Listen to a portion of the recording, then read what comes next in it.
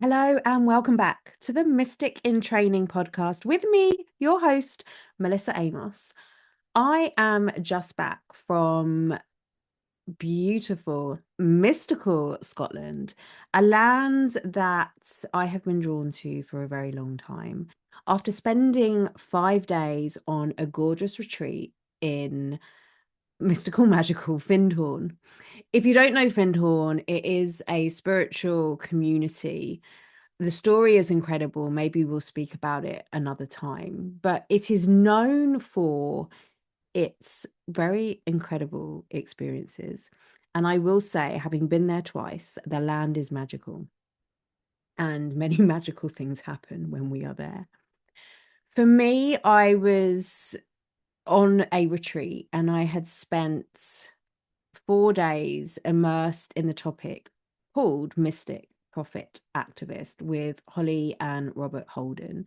And as you may infer from the title, it really was about us dropping into what it means to be a modern day mystic, what to do with that message as it comes through, and then how do we live a life like this?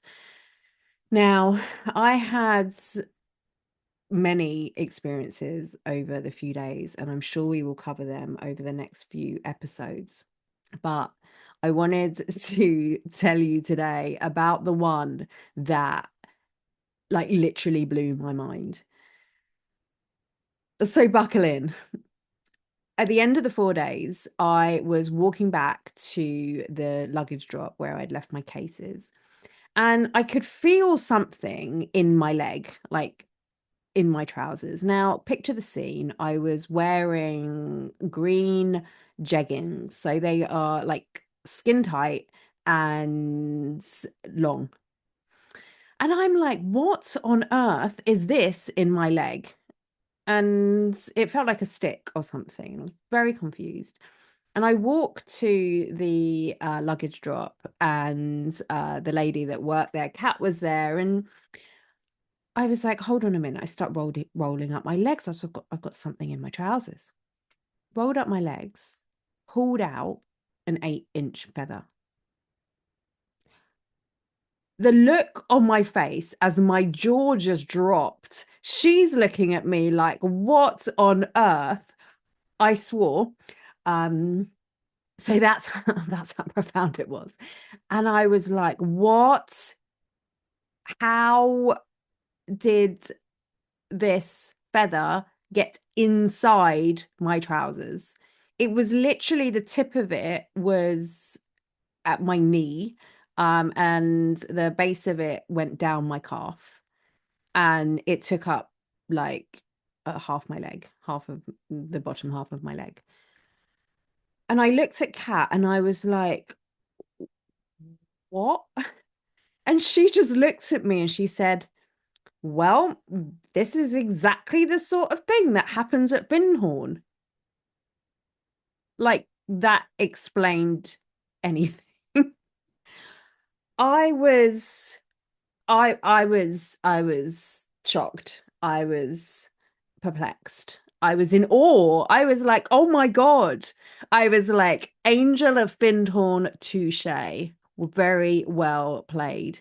Because there's something that I probably should address. As somebody who does what I do and is really in communication with the invisible world, who believes that the world is one giant oracle card, I am actually pretty cynical at heart. And whilst I have lots of mini mystical experiences happen to me, and my friends are often exclaiming to me, like, Mel, why do these things keep happening to you? There are times where I fall into doubt. There are times where I'm like, well, that could have just been. And even though I don't believe in coincidences, I don't know if it's like the science mind of mine or the inner cynic that lives, but there's this part of me that sometimes just wants a bit more proof. I understand as a as a psychotherapist and somebody who's really interested in how the brain works, that we do have confirmation bias, that we are as humans meaning makers. And so I genuinely ask myself when I'm walking around and I see all these things and I'm like, oh my God, look, there's a magpie when I'm talking about something, or, the kind of little things that happen. I just wonder if I am making meaning. And sometimes when I'm telling my friends, especially the kind of less spiritual ones, I think, do they just think I'm mad? I'm definitely an open-minded cynic. I know that the universe is speaking with me, but sometimes I want more proof. I'm going to give you an example. I remember last year I was also at Findhorn. Now, Findhorn was founded on a big booming voice in the sky, right? Eileen Caddy, who founded Findhorn, did so after hearing, in her words, the voice of God tell her to go and start up this community in this sand dune, essentially in the Highlands. And she did, and now it is a really incredible, thriving place. Last year, I'd spent 5 days with Michael Neal and Robert Holden on a retreat called Becoming Yourself.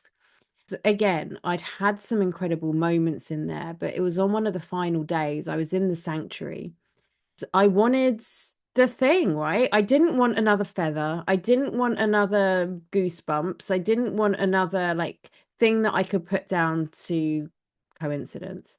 I wanted the experience. I wanted the voice on megaphone out of the sky. I wanted the full PowerPoint presentation of, hello, I am spirit and I am here. I wanted the apparition of the angel to appear in front of me because, sometimes you just need the confirmation. And as I was in the sanctuary, scribbling in my book, probably looking like I was having the most beautiful downloaded message from God, what was really happening was I was throwing a hissy fit, asking where God was and whether or not he's ever going to make himself known to me. Which, when I say this out loud, I do realize how ridiculous it sounds, considering everything. And what I received back, which was very infuriating, was, Melissa, it doesn't work like that.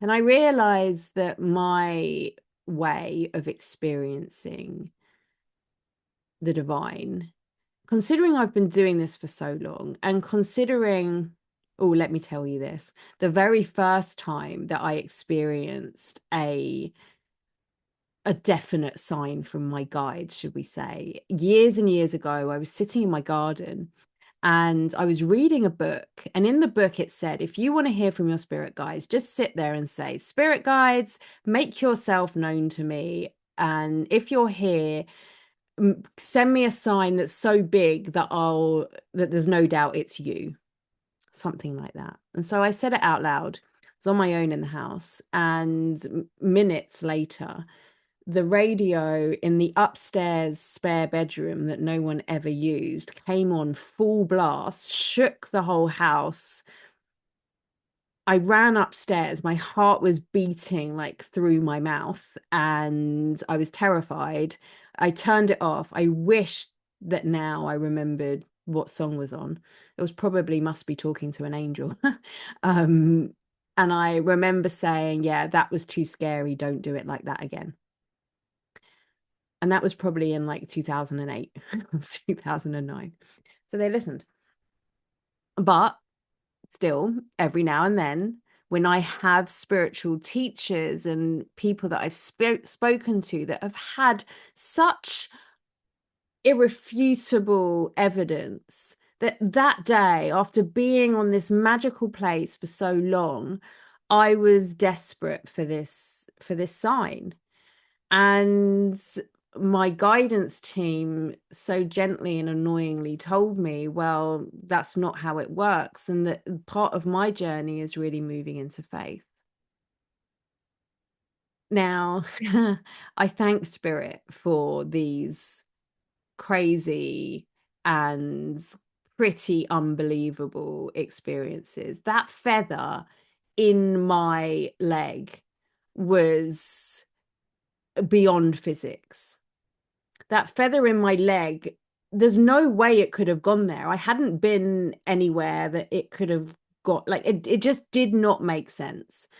And maybe I needed that in the moment. But it got me thinking about how we experience the divine. And I realized that many of us are waiting for these extraordinary experiences to happen, when actually it's in the extraordinary moments that we really begin to understand how magical life is, how we are in constant communication with the universe, with the divine.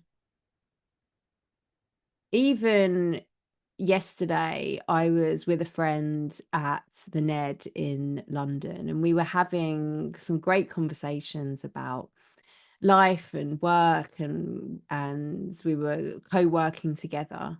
And at one point I was telling her about a new idea and the new direction that I'm taking Soul Space, my membership in, and how excited I am about it. And just as I kind of finished the idea, the whole room burst into applause. And I laughed, and she was like, "What are they clapping at?" I was like, "They're clearly clapping at my idea. This is the universe like going, yep, Melissa, well done." And then even like just a few minutes later, we were talking about how in the coaching space, the knives had been coming out in certain areas. And just as we're talking about that, the couple next to us dropped their knife on the floor, and it draws our attention. And I'm like, yeah, maybe we should move on from this subject. Like, the knives are out, right? And we have these moments that give us the goosebumps. We have these times when the feather just appears, like not necessarily in your trousers, right? That the other week when I was recording the podcast and I was talking about the magpies, and then a magpie came and like literally like pecked at my door. There's these teeny tiny moments which, when I was on retreat, Holly gave me a new name for it. She called it Micro Mysticism. And I love that term because for a long while, I have believed that the world is a giant oracle card. What I mean by that is that everywhere we look and everywhere we turn, there are signs, there are moments, there are messages in nature, in the people around us, in the circumstances that I find myself in. And it's often in these little moments, like the other day, I was leaving a voice note for one of my friends, and a car came past with a number plate with their name on it. And I was like, oh, that's cool. Like these little tiny moments that show us that the universe is always responding and that we are always creating, and that there's this divine order, if you like. And our job, I think, is to step in line with that, to have that dance with these cosmic forces. And when we're doing that, there's constantly this stream of inspiration, message, evidence that you're not alone. It can be quite enticing, shall we say, to want to collect these signs, to want to have the big, massive moments. And as you've heard, I'm not immune to them. I wonder if this, to be a mystic in training, isn't about how many signs we collect. It's about becoming the person who notices this. It's about us knowing that as we are walking around, as I did with my friends yesterday, that when the room bursts into random applause, that not only are they applauding whatever it is that's going on, but the and is the universe is showing me something too. Because could the feather have blown in from somewhere? Possibly, maybe. But I'm not sure that's the point. Because the feather could have possibly blown in from somewhere, maybe, and it can also be that sign of reassurance. It can also be that moment of awe. It can also be that recognition of, okay, I'm not alone. It can also be that comfort that we are seeking, or that assurance that, yes, I'm on the right path. And does that mean that every sign is a sign? Or that every single thing that happens is something that we need to analyze and listen to and take action from? Not necessarily. But when we walk through life knowing that our actions, our thoughts, our desires, our hopes, our dreams, our challenges are being, if you like, witnessed by a power higher than us, and that the more present we are, and I don't think it's a coincidence that there's so many spiritual traditions that speak about being present, that we notice these things that many people wouldn't. And that as we notice them, we notice what our body is doing. How many times have you spoken to a friend and they've told you something, or they've had an idea and you get that feeling of goosebumps? For me, that's something to pay attention to. How many times have you been walking around with a question in your mind and you hear a song on the radio, or you go past a billboard, or you overhear a conversation which answers that question pretty directly? Like once when I was walking to school and I was thinking about my connection, maybe another one of my hissy fits with the universe, and I was like, well, how much can I trust it? And in that moment, this van drove past me that said clear channel, and not only did it drive past me, it went up the road, turned around and drove past me again. I was like, all right, I see you. And then as I turned the corner, it had stopped at a bus stop and waited for me to walk past, and the driver had got out and smiled at me, and I said hello. It was so clear and so synchronistic that, yes, we can dismiss it, but the feeling that I had inside was that confirmation of, yes, I can trust who I am. I can trust how I serve. It was exactly the message that I needed to appear. And I think that that's more of the point, that we can be discerning. We can understand that not everything is a sign, and that the world is a giant tarot deck, and that there are moments of micro mysticism. There's things that might be a coincidence, and also they go beyond coincidence. And so I wonder what happens for you, dear listener, if you spent the next 7 days until this next episode of Mystic in Training podcast, just with that curiosity, just thinking, I wonder if I am in communication with the universe, and be present and just notice. And when something comes into your field that just gives you that sense of, could it be? Or gives you those goosebumps, or that sense of openness, or that sense of aliveness, or that sense of like heart opening. If instead of dismissing it or trying to analyze it, we just said thank you. And we just asked if there was a message for me, thank you for revealing it to me. And just walked with that, not forcing it, but just noticing, if life was in constant conversation with me, what would I notice? And I'd love to hear. I'd love to hear what your moments of micro mysticism are. The feather, the bird, the song on the radio, the dream, the phone call, whatever it is. I'd love to know. Hit reply. Or if you'd like to read the full essay that I wrote, you will find it on my Substack. I will put the links below. And let's be in conversation about conversations with the universe. And I will see you next time on the Mystic in Training podcast. Bye for now.